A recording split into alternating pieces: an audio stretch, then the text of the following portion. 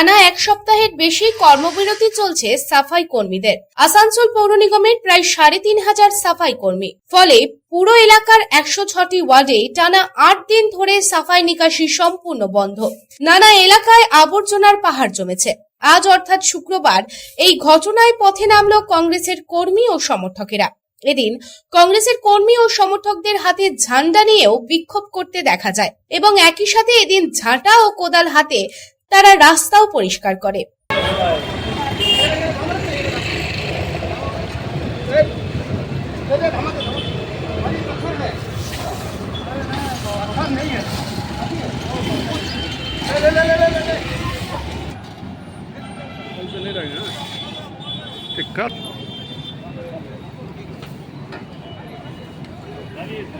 जब रहेगा ना तो ऑफिस ऐसे একই সাথে তারা তৃণমূল কংগ্রেসের বিরুদ্ধে স্লোগান দেন। এদিন কংগ্রেস নেতা প্রসেনজিৎ পৈতুন্ডি জানান, গত ৮ দিন ধরে আসানসোল মিউনিসিপাল কর্পোরেশনের সাফাই কর্মীরা আন্দোলনে গেছে, তবে এরপরেও কারোর ঘুম ভাঙল না। আসানসোলের জনগণের কাছে ট্যাক্স নিয়ে আসানসোলবাসীকে বঞ্চিত করা হচ্ছে। আজ আমরা সকলের ঘুম ভাঙাতে এসেছি।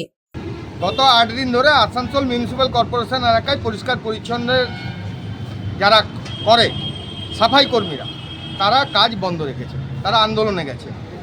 ৮ দিনে মেয়র, 2খানা ডেপুটি মেয়র, 4খানা এমআইসি, 10খানা বড়ো চেয়ারম্যান, ৯৫-৯৫টা কাউন্সিলর, মন্ত্রী, এমএলএ, অন্যান্য কারোর ঘুম ভাঙল না। এদের সাথে কথা বলে বিষয়টাকে সলভ করি। তাদের কি দাবি? এই দুর্মূল্যের বাজারে যেভাবে মূল্যবৃদ্ধি হচ্ছে, সেখানে তারা বলছে ১৫,০০০ টাকা বেতন। তারা চাইছে পিএফ, তাদের কোনো দুর্ঘটনা বা কোনো ঘটনায় কাজ করতে গিয়ে হাত কেটে যাক, পা কেটে যাক, একটা ইএসআই, এই তো চাইছে। তারা যদি তাদের ন্যূনতম দাবিগুলো না পায়, তাহলে তো তারা কাজে বিরতিতে গেছে, এটা কিছু বলার নেই আমাদের। তারা আমাদেরকে পরিষেবা দেয় সকাল থেকে রাত্রি অবধি, বিভিন্ন এলাকা ঘুরে ঘুরে। কলকাতার পরে দ্বিতীয় সবচেয়ে বড় মিউনিসিপ্যাল কর্পোরেশন আসানসোল। সেই আসানসোল মিউনিসিপ্যাল কর্পোরেশন এলাকায় আমরা যে হারে ট্যাক্স দিই, সেখান থেকে বা আমরা আসানসোল ক্লিন আসানসোল, গ্রিন আসানসোলের নামে সমস্ত কিছুর উপরে 10 টাকার উপরে যে নেওয়া হয়, সেই টাকা যাচ্ছে কোথায়? ওনারা এসি গাড়ি চেপে পারিবারিক সুখ ভোগ করবে, কর্পোরেশনের গাড়ি চেপে। ওনারা কর্পোরেশনের এসি রুমে বসে মজা নেবে। ওনারা সমস্ত জায়গায় গিয়ে প্রথম সারির আসন দখল করবে। কিন্তু যারা আমাদেরকে পরিষেবা দিচ্ছে, তাদের জন্য ওনারা নেই। ক্লাবে ক্লাবে 1.5 লাখ, মেলা খেলাতে লাখ লাখ, সব টাকা খরচা হবে। খালি আসানসোলের জনগণের কাছে ট্যাক্স নিয়ে তাদেরকে পরিষেবা থেকে বঞ্চিত রাখা হবে। আমরা আজকে ঘুম ভাঙাতে নেমেছি। ওই যে কুম্ভকর্ণরা ঘুমোচ্ছে, যারা ভোট লুট করে জিতে এসে কর্পোরেশন দখল করেছে, সেই চোরগুলো, ভোট চোরগুলো, তার সাথে সাথে আরও যে চুরি করে বেড়ায়, তাদেরকে দেখবেন না? দেখছেন তারা আসানসোলে কোথাও আছে? অন্যদিকে এই প্রসঙ্গে এক স্থানীয় বাসিন্দা জানান, আবর্জনার ফলে লোকেদের শ্বাসকষ্ট হচ্ছে। এটা মেন রাস্তা, প্রশাসনের তরফে কোনো লোকই আসছে না, এর ফলে আশেপাশের লোকেদের কষ্ট হচ্ছে। देखिए, पहली तो बात ये तृणमूल का दुर्नीति। अब देखिए सरकार का यही उन्नयन है, हमारा तृणमूल सरकार का, गवर्नमेंट का उन्नति। देखिए यहाँ पे सांस का बीमारी हो रहा है लोगों को, बाजार में लोग आ रहे हैं। ये देखिए एक डस्टबिन का ड्रेनेज का देखिए अगर समस्या, कितना बड़ा समस्या है।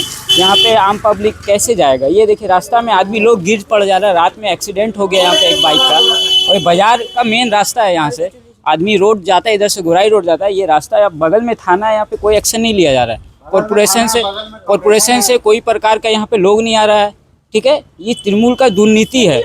ये सरकार अब चलने वाला नहीं है। यहाँ पे सरकार को पलटने का बहुत ज़रूरत है। ठीक है, बंगाल का नीति इतना ख़राब हो चुका है कि इस तरह से लोग कचरे में जी रहे हैं। आसपास के लोगों को बहुत असुविधा हो रहा है यहाँ पे। और मार्केट में इतना क्रैश है, इतना जाम रहता है, ट्रैफिक का भी बहुत नियम खराब है। तो बंगाल में अब ये ममता दीदी का सरकार टिकने वाला नहीं है। 2026 में ममता बनर्जी अब जीतने वाली है नहीं। প্রসঙ্গত ন্যূনতম 15,000 টাকা মাসিক বেতন, সচিত্র পরিচয় পত্র, ক্যাজুয়াল কর্মীর মর্যাদা এবং পিএফ ইএসআই অ্যাকাউন্টে টাকা জমা করার দাবিতে সাফাই কর্মীরা এই ধর্মঘটে নেমেছেন। তাদের দাবি যতক্ষণ না পর্যন্ত না মানা হচ্ছে, ততক্ষণ তারা এই ধর্মঘট চালিয়ে যাবেন বলে জানা যাচ্ছে।